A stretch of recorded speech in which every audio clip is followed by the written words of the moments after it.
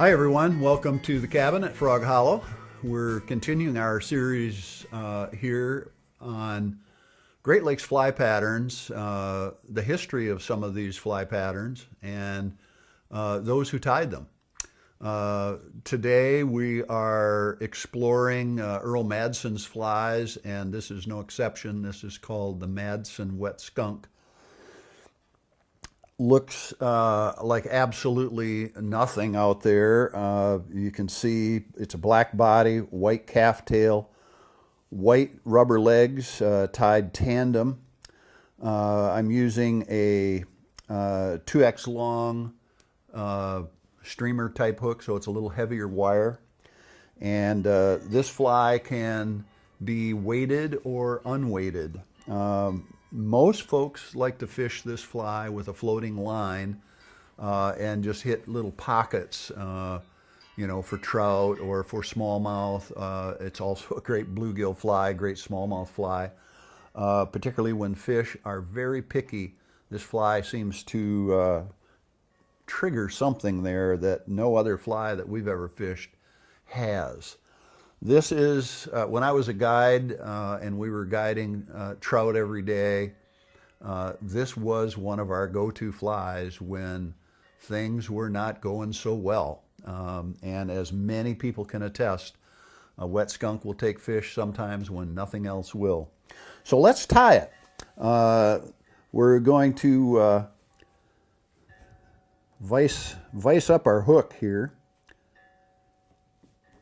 And we're going to dress it.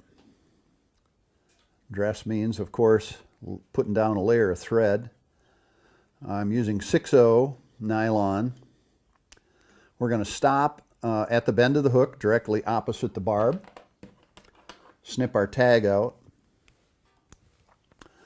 The skunk tail, like the drive version, is of calf tail. Some people call it kip tail. And you snip out a clump of this. Pretty good clump because you have to throw about half of it away, and I'll tell you why here in a second. So I've got a pretty good sized clump. Oop, not as big as I wanted. Well, we're going to start that over again. Because there's so much down. So there's the size of the clump. But watch what happens here. Look at the down coming out of that, and it's going to continue to come out of it. And that, you know, that's just like under fur that's in these kip tails. So what we want to do is get as much of that out of there as possible, because that just adds bulk without any value whatsoever.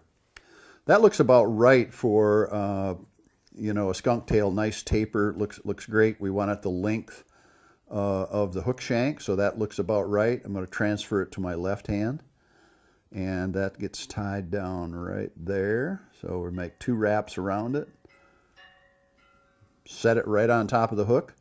Then we're going to lash down the rest of these butt hairs as we move forward, and we're going to trim out any little barbels of that as we come to the eye area.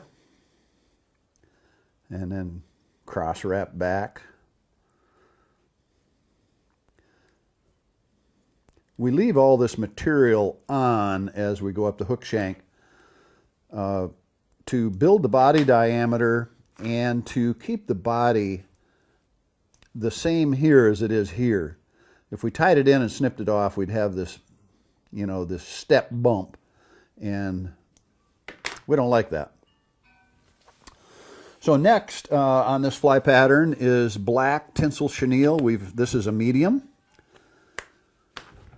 We'll snip out a section of that, and we're going to pull some of these chenille fibers off from the thread at the start end point. You can see those threads sticking up there. We're just going to tie it in just the thread. So again, so we don't have a startup bump. Now, you can apply the rubber legs here at a couple different times. I'm going to apply mine right now. So I'm going to move up to where I want about 1/3 of this hook shank And I'm going to move up to the first third right here, and I'm going to tie in a set of rubber legs. Then I'm going to move up and tie in another third. I'm going to tie in another set of rubber legs. So we end up with this dual double pattern that you see here on the finished product. So here we go with medium round rubber legs. Tilt your vise a little bit sideways. We want to tie these in right on the side of the shank. I'm going to show you this. I'm going to rotate this so you can see it in the camera. So you can see where that is, right on the side of the shank. I've gone around it twice. I'm going to flare it. Let me get that out of the way. Snip that one so it's relatively even. Do the same on the other side of the hook. You'll be able to see this a little bit better. And never cinch tight when you're using rubber on the first time around. You want to be able to move that rubber and put it perfectly where you want it before you cinch it down. So we've got that. I'm going to jump up in front, snip that side out. Now we're going to move up to that forward third, which is right there. And we're going to do the same procedure as we did back there. Round a couple times fairly loose so that we can situate that perfectly. Tighten it so they flare. Snip. Same thing on this side. Couple times around loose. Flare. Don't worry about if they're not exactly the same length, because we're going to take care of that right now. So now we're going to move the thread up in front to the tie-off point, because the only thing left to do on this fly is trim the legs and palmer the chenille. But first, I'm going to take all of these legs and just lift them all up together. All of them. And I'm going to select the shortest one, and that's going to be my snip across level. And now every leg is exactly the same. So here we go. We're going to palmer wrap the chenille forward.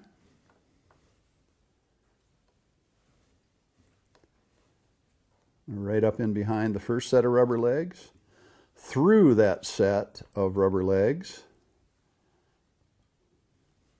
I've seen folks tie the rubber legs on after the fact, but it doesn't make as neat a job. And if you're going to take the time to tie it, you might as well do it the way you like it. The cool thing about fly tying is interpretation. Everybody has a little bit different idea of what's perfect. Oops, that wasn't perfect for sure. I let go of the chenille. There we go. And then up in front. We're just about there. One more, that's it. A couple wraps right there. We're going to jump up in front, or excuse me, behind. We got one wrap, two wraps. Go in and snip this material out. And we're going to form a real small head right there. 3 or 4 wraps. Get out our whip finisher. And we are just about done with my absolute go-to favorite subsurface fly. Now, that's done unweighted. If we were to weight this fly, which lots of folks do, myself included, excuse me, I'll use a different colored thread to identify in my fly box weighted from unweighted. So if you wanted to use black on unweighted and red on weighted, or olive or something like that, go ahead and do that. Most people weight it up here in the forward third, so that as you're stripping and twitching, if it's in the forward third, the fly will tip down. I've also seen these done with a bead head, which is also very effective and very simple. But weighted or unweighted, Your choice. Fish it on a wet tip, fish it on a floating fly line. Absolutely fabulous fly for all kinds of species of fish. The Madsen wet skunk.